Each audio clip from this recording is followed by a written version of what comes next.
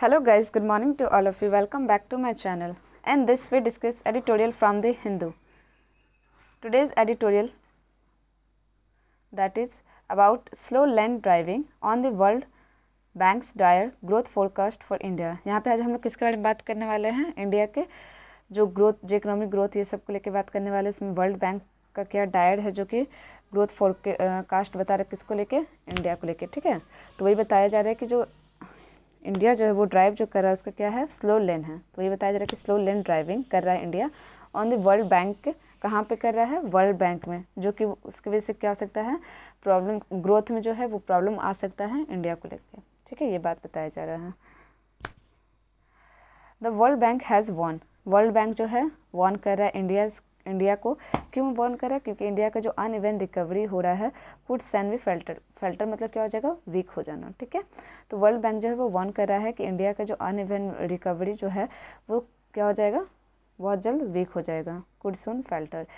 Eight the onset of 2022-23 the Indian economy जो है वो एक्सपेक्ट किया जा रहा है टू ग्रो रहेगा एनीवेयर बिटवीन 7.2% से as per the RBI projection के अकॉर्डिंग। ठीक है, and 8.2% as per international monetary fund के फोरकास्ट के अकॉर्डिंग कितना होगा? 8.2%। विथ मेजर रेटिंग एजेंसीज जो हैं एंड फाइनेंशियल इंस्टीट्यूशन जो है वो पेगिंग कर रहे हैं कि प्रोजेक्शन जो है वो मिडल में रहेगी। एंड हैविंग बाउंस बैक 8.7% जो लास्ट ईयर था फ्रॉम ए कोविड, वहाँ से ट्रिगर हुआ है और मॉडरेशन में आ चुका है इकोनॉमिक ग्रोथ का, और was not a big deal, जो कि बिग डील अब नहीं रहा, क्योंकि इकोनॉमिक जब कोविड में संभल गया था तो अब तो और अच्छे से संभलना चाहिए। ठीक है, was not a big deal even as a ripple effect of the war in Europe had begun। अब यहाँ पे क्या बताया जा रहा है कि हाँ इफेक्ट हो सकता है। क्यों? क्योंकि यूरोप में भी वार स्टार्ट हो चुका है, जिसकी वजह से इन्फ्लेशन जो है वो फिर हाई हो चुका है सिंस जनवरी से। बाय अर्ली सितंबर जो है the range of a most forecast जो है वो शिफ्टेड हो चुका है टू 6.7 to 7.7% तक।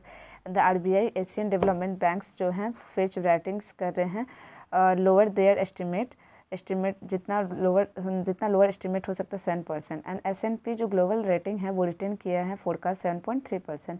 एंड मूडीज इन्वेस्टर सर्विस जो है वो पेड कर रहे हैं 8 to 7.6%।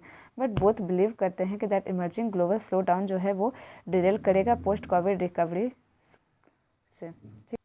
ठीक है, और द आउटलुक जो दिखेगा is not so benign anymore. The World Bank जो है वो सजेस्ट कर रहा है कि based on input as a recent जो है वो लास्ट वीक में ऑफ सितंबर में। ठीक है, वर्ल्ड बैंक जो है वो सजेस्टेड करता है ये सब चीज़, और किस चीज़ में सजेस्ट करता है? किसके बेस में? इनपुट के बेस में, जो कि रिसेंट देखा गया लास्ट वीक ऑफ सितंबर। And from its initial expectation जो था 8% ग्रोथ होगा दिस ईयर, वो कट हो गया कितना हो गया? 7.5% जून में। द बैंक जो है वो लेड कर रहा है the gloomier outlook with the growth of just 6.5%, citing that worsening external environment. फिर क्या बताया जा रहा है कि द बैंक जो वो अब कितना पहुंच गई आउटलुक को देखते हुए कि अब जो ग्रोथ है वो जस्ट 6.5% में साइट करेगी, जो कि बहुत ज़्यादा वर्स करने वाली है। क्यों? एक्सटर्नल एनवायरनमेंट को। ठीक है, और क्यों करने वाली है? तो बहुत सारे वॉर इस सब वजह से। ठीक है, आफ्टर द 13.5% एक्सपेंशन जो हुआ है in the April June quarter में, हाई फ्रीक्वेंसी इकोनॉमिक जो है इंडिकेटर जो है वो पॉइंट करता है to a healthy uptick through a August. ठीक है, हेल्दी अपटिक थ्रू अगस्त में, क्योंकि अगस्त में बहुत हेल्दी था। एंड बट ग्रोथ जो है वो अपेयर होगा to be stumble up beat in September with a goods expect contracting for the first time since Feb 2021। अब यहाँ पे क्या बताया जा रहा है कि बट ग्रोथ जो है वो अपेयर होगा टू हैव स्टम्बल एक बिट में इन सितंबर में, जब क्या होगा? विथ गुड एक्सपर्ट होगा, जो कि कॉन्ट्रैक्टिंग करेगा फॉर द फर्स्ट टाइम के लिए सिंस फरवरी 2021 में। एंड इम्पोर्ट जो ग्रोथ है वो भी स्लोइंग होगा शार्पली एंड सिग्नल करेगा लोअर डोमेस्टिक डिमांड को। तो बैंक का जो लेटेस्ट फोरकास्ट जो है वो सजेस्ट करता है कि रिलेटिव स्लो डाउन जो है वो स्टार्टिंग होने वाला है अक्टूबर दिसंबर क्वार्टर से। एंड विथ टाइटर ग्लोबल लिक्विडिटी, इस टाइम क्या करना पड़ेगा? जो लिक्विडिटी है मनी को लेके ग्लोबली, उसको क्या करना पड़ेगा? सही करना पड़ेगा। और इन्फ्लेशन जो वो बहुत हाई रहने वाला ऑयल प्राइस का। ठीक है, एंड राइजिंग इंटरेस्ट रेट जो है वो भी क्या होने वाला? राइजिंग होने वाला है। And denting domestic demand. At the same time इसी टाइम क्या होगा? द डिमांड जो है वो एक्सपोर्ट के लिए स्विंग होने वाला है फर्दर, एंड प्राइवेट इन्वेस्टमेंट जो है विल लाइकली प्रीफर करने वाले टू सीट और दिस पीरियड एंड हाइटन करेंगे अपना अनसर्टेनिटी को। एंड प्राइवेट कंजप्शन जो है इन पर्टिकुलर जो विल बी अफेक्ट करेंगे दिस ईयर और नेक्स्ट द बैंक को, जो कि रिकॉर्ड होने वाला है, especially as a pandemic scares को लेके, जो कि इनकम और एम्प्लॉयमेंट लेवल जो है वो परसिस्ट हुआ था किसके लिए, फॉर रूरल एम्प्लॉयमेंट लेवल में, ठीक है, and low income house hold को लेके।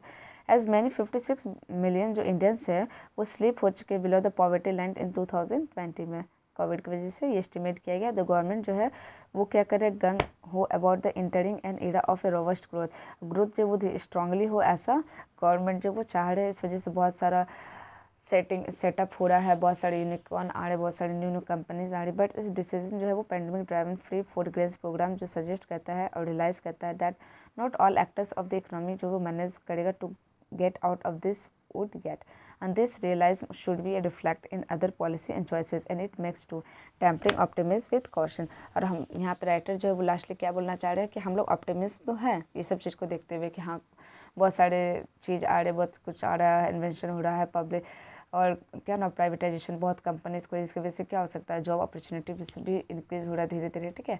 तो इससे हम लोग ऑप्टिमिस्ट तो हो सकते हैं, लेकिन इसके साथ साथ जो हम लोग का इकोनॉमी है वो क्या होने वाला है, काउजन होने वाला है, ठीक है। क्योंकि वो हम लोग ने देखा ना इकोनॉमी जो वो कैसे डाउन होते जा रहा है, डिग्रेड होते जा रहा है मंथली क्वार्टर वाइज, तो इस वजह से ऑप्टिमिस्टिक भी है, बट उसके ऑप्टिमिज्म के साथ क्या है, काउजन भी बहुत ज़रूरी है, ठीक है। So thank you guys.